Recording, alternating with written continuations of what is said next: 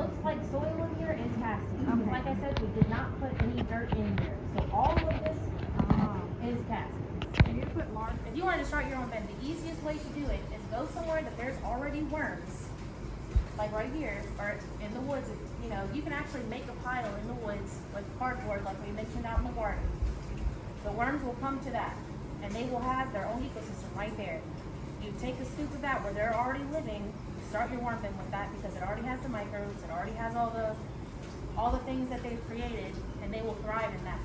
And you're just giving, you know, that one scoop is just their start, and you're giving them a place to be. So is that sort of like Nightcrawlers? So we don't do Nightcrawlers, we do red wigglers. I'm sorry, I should have said that first. These are red Because wigglers. I know in the woods it's mostly Nightcrawlers. So that's why if I you was do wondering if y'all had different worms. Yes, sir. We have red wigglers. Like I mentioned earlier, they stay closer to topsoil. So if you want, you can go lay out your cardboard and they will come to it. But they're there. I mean, they're definitely there. Nightcrawlers are deeper. You could probably run a system with both, I would think. Oh, You yeah, have a for deep sure. bin Where as well these as the are top. in your garden, Nightcrawlers are as well. They eat, Nightcrawlers will eat dirt though. That's the only difference. These won't eat dirt. These live on the top and they break down the organic material that is on top of your soil. Nightcrawlers go deep. They all will tunnel and that aerates your soil. This is a finer screen. It's going to catch the finer things. This is a 1/4 inch screen. It's going to catch the bigger things. We'll land here.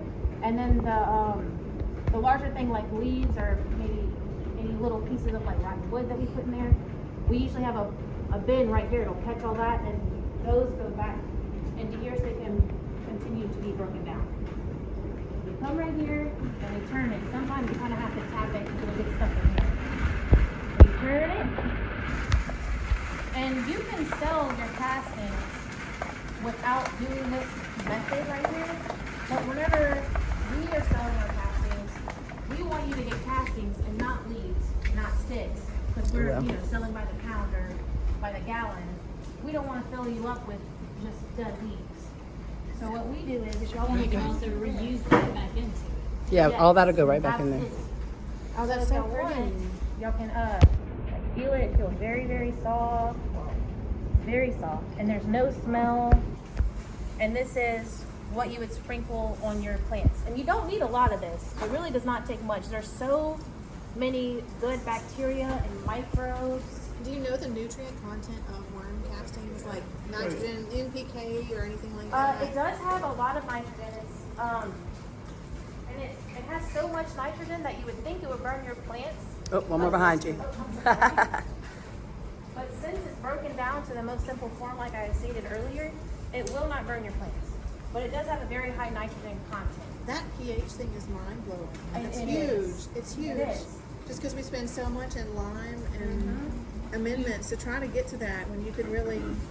Is this kind of an inoculant? Like if you put it in your soil and it starts that bacterial growth, Yes. and then it helps just inoculate your soil. Absolutely. That's why I was, thank you for bringing that up. That's why I was mentioning that it is its own ecosystem. And at the very end, see how it's on a slope, so it's all going to be moving that way, in this direction. At the very end is your biggest things.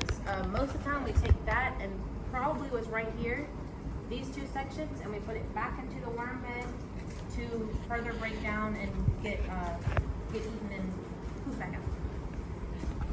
So this is how he made it. You don't have to have anything this big. You can have something as small as that bucket or whatever you want. If you want a system, you don't have to system. We do because whenever we're selling them, we want to make sure that what people are buying is this and not leaves or sticks or other things that are in there because they're spending money per pound or per gallon. We want to make sure you're getting just the good stuff. I'll call it black gold. So as you turn it, it's all going to run down this way. Gotta hit this as we go. To kind of get it out of the screen.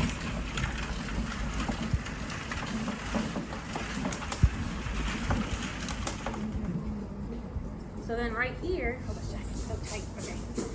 Right here, if y'all want to feel this, this is softer than coffee grounds. Oh, sorry.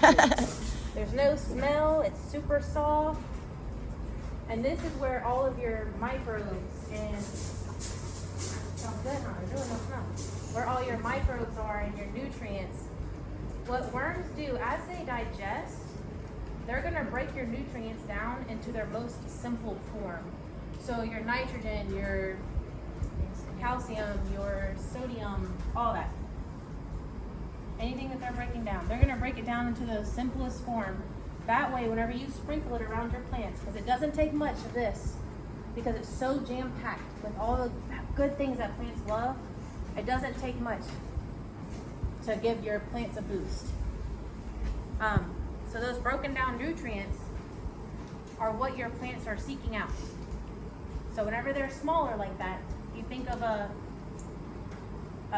chemical compound, or whatever it is, your heavy metals. They're gonna break that down. They're gonna take the heavy metals out, and they're gonna break that down to just the nitrogen, or just the whatever you're looking for. That way, whenever your plants are growing, they can soak that up so quick, it's so easy, and it'll just boost your plants. These worm castings, we consider them like a quick boost, easy quick boost, but they still will keep nutrients in your soil longer than fertilizer will, like store-bought fertilizer.